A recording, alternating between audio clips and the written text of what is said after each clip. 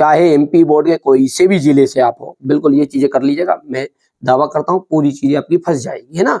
चलिए अब सेट सी को समझते हैं, इनको रखते हैं साइड में और इसको पढ़ते हैं। बोलिए क्या प्रश्न है पहला।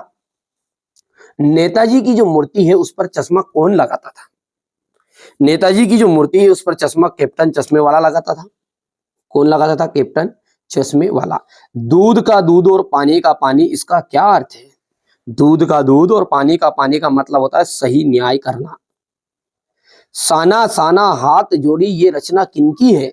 मधु कांकरिया जी की रचना है। रीतिकाल की जो समय अवधि है वो कितनी मानी गई है। रीतिकाल की समय अवधि जो है वो आपकी 1643 से 1843 तक मानी गई है। ये राइट आंसर आएगा। युगधारा किसकी रचना है। युगधारा है हमारे नागार्जुन की रचना। कौन की रचना है, नागार्जुन की ना, ये आंसर रहेगा नागार्जुन। एक ही शब्द की एक से अधिक बार आवृत्ति हो तो वहां कौन सा अलंकार होता है। जहां पर एक से अधिक बार आवृत्ति हो किसी भी चीज की, ठीक है, तो वहां पर आपका अलंकार है, तो वहां पर है आपका पुनरोक्ति प्रकाश अलंकार। कौन सा है, पुनरोक्ति प्रकाश अलंकार। ठीक है। पंचवटी में कौन सा समास है। पंचवटी में आपका, पंचवटी में आपका दिग्गु समास है। जिसमें गिनती होए ना वो आपका कहलाएगा दिग्गु समास। ठीक है, ठीक है। कटाओ भारत का, कटाओ भारत का स्विट्जरलैंड माना जाता है। Switzerland, Switzerland.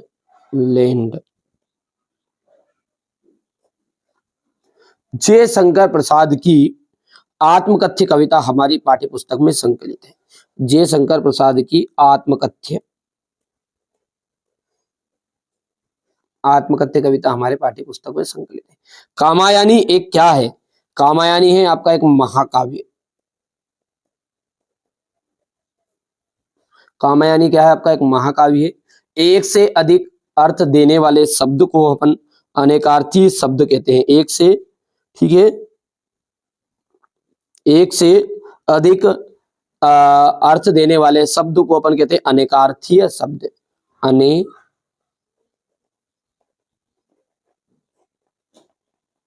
अनेकार्थीय शब्द।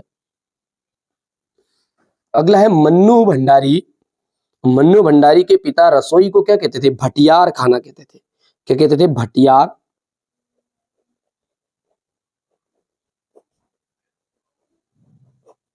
भटियार खाना। आगे बढ़ते हैं। नाटक में देखिए ध्यान देना है, नाटक में कितने अंक होते हैं। देखिएगा नाटक में जो है वो, नाटक में होता है एक अंक, सॉरी नाटक में होते अनेक अंक। एकांकी,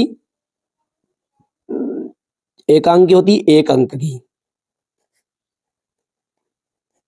और नाटक में होता है अनेक अंक। ये दोनों में से एक वार्षिक में भी आता है।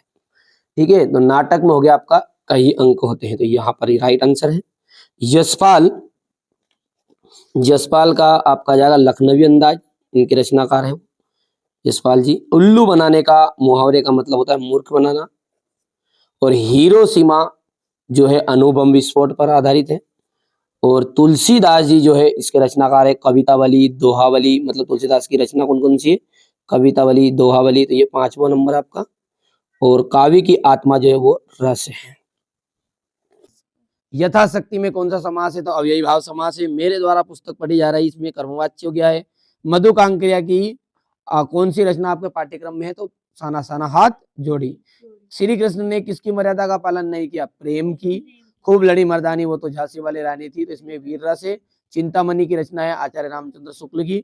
और सप्तऋषि में कर्मधारी समास है, गलत है, दिग्गु समास है। भोलानाथ अपने पिताजी के साथ ज्यादा रहते थे, सत्य है। लेखक की प्रत्येक रचना श्रेष्ठ होती, असत्य है। फसल हजारों खेतों की मिट्टी का गुणधर्म है, सत्य रहेगा। चौपाई छंद में 16 मात्राएं होती, सत्य। बाल गोविंद भगत ने कबीर को साहब मानते थे, सत्य बात है। बाकी ये चीजें तो आपकी मैंने पूरी करा दी है, बाकी अपने को करने की जरूरत नहीं है अभी मेरे टॉप 20 क्वेश्चन में। ठीक है मैडम, मैंने सारी चीजें प्रोवाइड करा दी है।